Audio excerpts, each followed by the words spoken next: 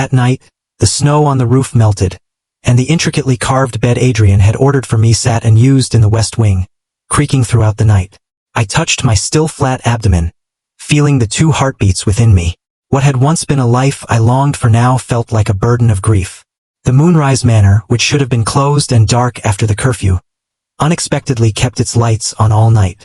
I, unable to sleep, stared at it from afar, as if looking at the last flicker of light in a deep abyss. The next morning, Adrian was summoned to the king, and I heard he left with a spring in his step, looking pleased with himself. I knelt before the altar in the courtyard, reciting prayers, when I heard footsteps approaching. Seraphina came up beside me but did not kneel. "Are you praying for the general's favor, sister?" I looked up at the idol above and kept chanting, ignoring her completely, but she wasn't about to let it go. Leaning in close to my ear, she whispered, "The general was so strong in bed last night and so considerate.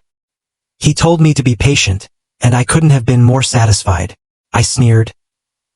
"He once despised you for being a courtesan, yet now that you're back in his favor, you're so certain your beauty will never fade, and his love will never wane?" Seraphina smiled mysteriously. "Sister, you are truly virtuous, but don't you know? What makes a man remember isn't just beauty." I thought of the potion she had used and suddenly understood. Indeed, she was now truly captivating, her voice dripping with honey. No wonder even the most clever men couldn't resist the allure of a beautiful woman.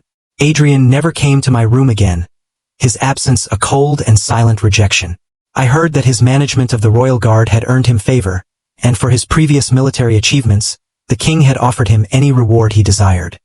He knelt before the throne and refused land or gold, asking only to make Seraphina his second formal wife.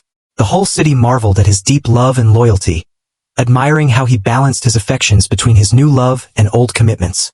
He declared his intent to give Seraphina the grandest wedding the city had ever seen.